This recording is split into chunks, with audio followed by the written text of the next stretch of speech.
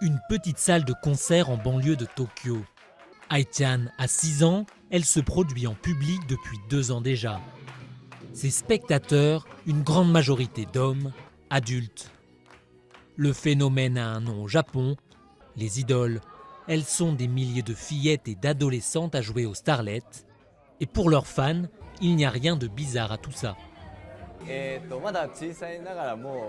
Je suis vraiment impressionné de voir qu'une si petite fille a le courage de monter sur scène comme ça et de se donner en spectacle devant des gens. Ça me donne envie de l'encourager. Au milieu de ses admirateurs masculins, la mère d'Ai-chan est toujours là.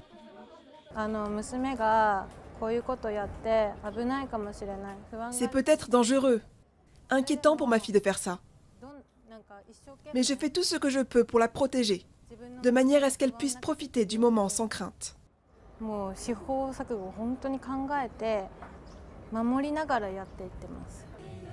Mini-jupe, costume d'écolière, des voix s'élèvent pour dénoncer la sexualisation de ces jeunes chanteuses.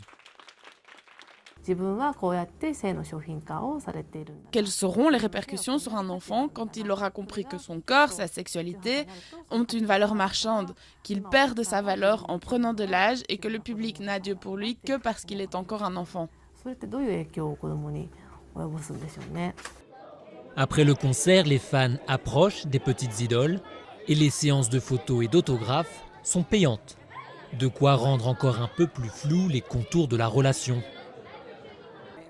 Je sais que pour certains fans qui viennent à ce type de concert, c'est essentiellement la même chose que de se rendre dans un club à hôtesse. Pour cet avocat défenseur du droit des enfants, c'est le Japon dans son ensemble qui doit s'attaquer à la question.